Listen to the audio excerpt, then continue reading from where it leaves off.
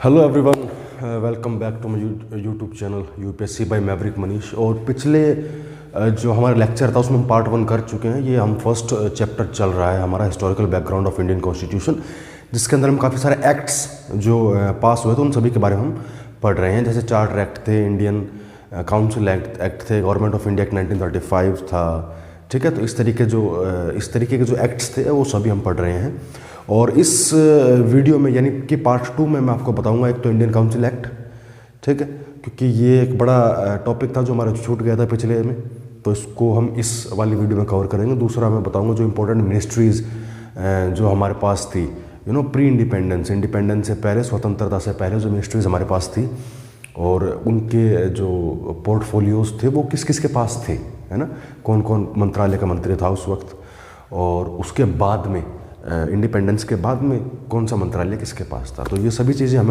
अब इस वीडियो में डिस्कस करेंगे। और चलिए शुरू करते हैं बिना किसी देरी के। तो आज मैं आपको पढ़ाने जा रहा हूँ इंडियन काउंसिल एक्ट, ठीक है। सो ये देखिए, ठीक है, चलिए। सो इंडियन काउंसिल एक्ट 1861 में सबसे पहले पास हुआ था। 3 ही इंडियन काउंसिल एक्ट हुए हैं आज तक, 61, 92 और 1909, सॉरी। तो अब देखिए 1861 में जो इंडियन काउंसिल एक्ट पास हुआ तो उसमें क्या था कि क्या क्या फीचर्स थे इसके। बेसिकली फीचर्स आपको याद रखने पड़ते हैं, तो उसमें मैंने मोर और लेस सभी तरह के जो पॉइंट्स हैं वो कवर कर रखे हैं, अननेसेसरी पॉइंट्स मैंने इसके अंदर ऐड नहीं किए। सो पहला, लॉर्ड कैनिंग नॉमिनेटेड 3 इंडियंस, ठीक है, इनटू द लेजिस्लेटिव काउंसिल इन 1862। सो 1862 में जो लॉर्ड कैनिंग थे उस वक्त के जो वाइस रॉय थे, उन्होंने 3 बंदे सॉरी, काफ़ी ज़्यादा हालत ख़राब चल रही है आजकल। तो लॉर्ड कैनिंग ने 3 बंदे जो कि इंडियन थे, अपनी जो वाइस रॉय की जो एग्जीक्यूटिव काउंसिल थी उसके अंदर उन सबको शामिल किया। तो 3 बंदे कौन कौन से थे, ठीक है। एक तो पहला था महाराजा ऑफ पटियाला, ठीक है, जो पटियाला के महाराजा वो थे। दूसरा था राजा ऑफ बनारस का राजा, और तीसरा था सर दिनकर राव, ठीक है। तो ये चीज़ें तीनों बंदों के जो नाम है आपको याद रखने हैं, बहुत इंपॉर्टेंट है। अगले देखिए, restore the power of Bombay and Madras presidency. तो पहले क्या था कि जो 1774 एक्ट जब पास हुआ था तो उसमें ये हुआ था कि बम्बई और मद्रास की जो प्रेसिडेंसी थी उनकी जो पावर थी वो भी किसके अंडर कर दी गई थी, बंगाल प्रेसिडेंसी के अंडर कर दी गई थी। तो लेकिन इस एक्ट ने ये एक नया रूल लगाया कि जो बॉम्बे और मद्रास प्रेसिडेंसी हैं वो जो प्रांत हैं उनका अपना इंडिपेंडेंट रूल रहेगा। वो ऐसा आप ये नहीं कह सकते कि वो बंगाल के अंदर जो है काम करेंगे, बंगाल के अधीन वो काम नहीं करेंगे। आगे देखिए, gave recognition to the portfolio system was introduced by lord Canning in 1859। तो ठीक है, तो एक पोर्टफोलियो सिस्टम था जिसके अंदर आपको प्रॉपर्टी एक्वायर करनी होती थी। तो पोर्टफोलियो सिस्टम क्या था, किसने इंट्रोड्यूस किया था, पहले तो ये देखते हैं। तो पोर्टफोलियो सिस्टम इंट्रोड्यूस किया था भाई लॉर्ड कैनिंग ने। कब? 1859 में ये इंट्रोड्यूस किया गया था, ठीक है। फिर इसको, अब बात तो ये कि 1859 की बात है तो 1861 के बाद कर रहे हैं हम, ये तो पहले की बात है, ठीक है। तो इसका मतलब ये है कि इंट्रोड्यूस इस टाइम हुआ था, लेकिन रिकॉग्निशन इसको कब मिला था, पहचान इसको कब मिली थी, इसको लीगल कब मान लिया गया था, इस वाले एक्ट के अंदर, ठीक है। आगे देखिए, आगे है empowered viceroy to issue ordinances during emergency, life of such an ordinance was 6 month. तो कोई भी इमरजेंसी आपातकाल के दौरान ये पावर मिल गई थी कि जो वाइसरॉय है वो ऑर्डिनेंसेस इशू कर सकता है, कोई भी कानून को जो है लागू कर सकता है। और कोई भी इस तरह का कानून जो उस वक्त इमरजेंसी के दौरान लागू किया गया था, उस कानून की उम्र कितनी होगी, ज़्यादा से ज़्यादा 6 महीने। चलिए आगे चलते हैं। अब देखिए अगला, इंडियन काउंसिल एक्ट 1892। इसमें बड़े इंपॉर्टेंट पॉइंट है। पहला कि legislative council can discuss the budget and address the questions to the executive. So ये हमको पहली बार ही मिला था कि हम जो है बजट को डिस्कस कर सकते हैं। कितना प्रतिशत ये नहीं बताया गया था, सो दैट हम सिर्फ अभी क्या कर सकते हैं, बजट को डिस्कस कर सकते थे। और क्या कर सकते थे, और क्वेश्चन जो हमको लगता था कि ये चीज़ सही नहीं है, हम क्वेश्चन एड्रेस कर सकते थे, ठीक है। क्वेश्चन पूछ सकते थे भी ये चीज़ भी आप इसमें क्यों नहीं मिलाई, ठीक है। अगला क्या था कि indirect elections were introduced in this act. तो सबसे पहले इनडायरेक्ट इलेक्शंस कब इंट्रोड्यूस किए गए, सबसे पहले इनडायरेक्ट, ठीक है, इलेक्शन जो है सबसे पहले कब आए, इस वाले एक्ट के अंदर लाए गए, डायरेक्ट इलेक्शन बाद में लाए गए थे, याद रखना। How ever the word election was not use in the act, हालांकि जो शब्द इलेक्शन, जो शब्द है चुनाव, इस शब्द का इस्तेमाल इस एक्ट के अंदर नहीं हुआ था।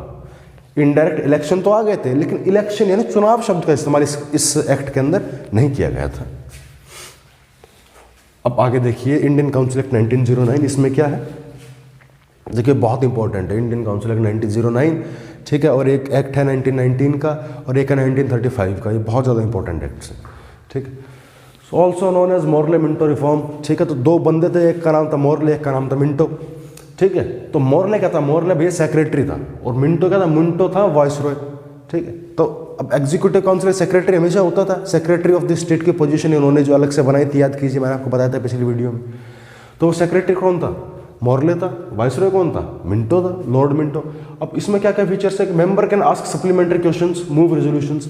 अब जब बजट डिस्कस होता था पार्लियामेंट में, तो मेंबर्स क्या कर सकते थे, सप्लीमेंट्री क्वेश्चंस। अगर एक क्वेश्चन का जवाब, हमने एक क्वेश्चन किया, अगले ने उसका जवाब दे दिया, तो हम उसके साथ में एक सप्लीमेंट्री 2 या 3 क्वेश्चन एक्स्ट्रा पूछ सकते थे कि अच्छा भाई ये क्यों नहीं हुआ, तो वो बताते कि इसलिए नहीं हुआ, अच्छा ये इसलिए नहीं हुआ, तो तुम ऐसा भी कर सकते, तुमने ये क्यों नहीं किया। तो इसको बोलते हैं सप्लीमेंट्री क्वेश्चन, जो हम साथ में भी पूछ सकते हैं, ठीक है।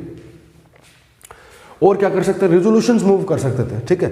कोई भी रेजोल्यूशन हम मूव कर सकते थे, पारित नहीं कर सकते थे, याद रखना ये बात कि मूव कर सकते थे, पारित होना ना होना, वो चीज़ पास होगी या नहीं होगी, वो हमारे हाथ में नहीं था। हमारे हाथ में सिर्फ ये था कि उस चीज़ को हम चला के छोड़ देते कि हमको ये लगता है कि भारतीय समाज में एक ये नया कानून भी आना चाहिए, तो वो रेजोल्यूशन बना के हम मूव कर देते थे। मूव का मतलब आरंभ कर दिया जाता था, उसको पारित होगा या नहीं होगा बाद की बात होती थी। फिर देखिए, Satyendra Nath Sinha became the first Indian to join the viceroy's executive council as a law member. तो सबसे पहला बंदा जिसने वाइसरॉय की एग्जीक्यूटिव काउंसिल ज्वाइन की थी, पहला, ठीक है, फर्स्ट इंडियन कौन था, सत्येंद्र नाथ सिन्हा। किस बतौर क्या ज्वाइन की थी, बतौर लॉ मेंबर, ठीक है, कानून सदस्य के रूप में इन्होंने एक वाइसरॉय की एग्जीक्यूटिव काउंसिल को ज्वाइन किया। तो ये आप नाम याद रखना है, हमेशा बहुत बार पूछा जा सकता है, सीएपीएफ में भी आ चुका है कई बार, सीडीएस में भी ये चीज़ आ चुकी है कि हु वाज द फर्स्ट, है ना, ब्ला ब्ला ब्ला करके। तो इसका आंसर यही रहता है हमेशा। Introduced separate electorate for Muslims, ठीक है। अब अलग से कानून बना दिया गया। उस कानून में क्या था कि भैया सबके चुनाव अलग होंगे, लेकिन जो मुस्लिम जनता है उनके चुनाव अलग होंगे। एक तरफ तो बाकी धर्मों के लोग वोट डालेंगे, एक तरफ सिर्फ मुस्लिम वोट डालेंगे। बाकी धर्मों के लिए जो कैंडिडेट होंगे वो अलग खड़े होंगे, और सिर्फ मुस्लिम समाज के लिए जो कैंडिडेट होंगे चुनाव के लिए वो अलग खड़े होंगे, ठीक। इस तरीके से कार्य किया गया था, यानी 2 फाड़ करने की इसने पूरी कोशिश की थी। अब आगे देखिए, इसका मतलब क्या था, मुस्लिम मेंबर्स, ठीक है, जो मुस्लिम जो मेंबर्स होंगे सदस्य will be elected by Muslim voters, Muslim votes only. तो मुस्लिम जो सदस्य होंगे, जो कैंडिडेट होंगे, जो चुनाव में खड़े हुए हैं, उनका चुनाव किसके द्वारा होगा, सिर्फ और सिर्फ मुस्लिम वोट के द्वारा। अब आगे देखिए, थस इसी वजह से Minto was called father of communal electorate. इसी वजह से लॉर्ड मिंटो को क्या बोला जाता है, father of communal electorate. Communal यानी जातीय चुनाव का जनक इसको बोला जाता है। जितनी हिंदी में इसके निकाल पा रहा हूँ, मुझे इतनी समझ आ रहा है, लेकिन फादर ऑफ कम्युनल इलेक्टोरेट इन्हीं को बोला जाता है, ठीक है। आगे देखिए, ये हो गया हमारा, ये देखिए इंटरिम गवर्नमेंट 1946, ठीक है। 1946 यानी आज़ादी से पहले की बात है। तो आज़ादी से पहले जो हमारे पास गवर्नमेंट थी, उनका भी पोर्टफोलियो था, उनका भी अपने मिनिस्ट्रीज थी, वो कौन कौन हेल्ड करता था, कौन सा डिपार्टमेंट किसके पास था। तो चलिए देखिए, बहुत ज़्यादा इंपॉर्टेंट चीज़ें हैं। नेहरू साहब के पास था external affairs and Commonwealth relations. फिर सरदार पटेल साहब के पास होम यानी गृह मंत्रालय, ठीक है, जो अभी अमित शाह के पास है। इंफॉर्मेशन एंड ब्रॉडकास्टिंग, ठीक, इंफॉर्मेशन ब्रॉडकास्टिंग ने टीवी पे, रेडियो पे क्या चलाना है, क्या बताना है, ये सभी सिस्टम इनके हाथ में था। डॉक्टर राजेंद्र प्रसाद जो थे हमारे, उनके पास था फूड और एग्रीकल्चर। लियाकत अली खान के पास था फाइनेंस, और सी राजागोपालाचारी के पास क्या था, एजुकेशन। ये इंपॉर्टेंट मिनिस्ट्रीज हैं। वैसे तो लिस्ट कई सारे नाम भी है, 10, 12, 13 नाम है, लेकिन मैंने बहुत ज़्यादा इंपॉर्टेंट इसके अंदर सेलेक्ट किए हैं। अगला देखिए, अब है first cabinet of free India 1947। वो तो थी प्री 1947, ये है आफ्टर 1947।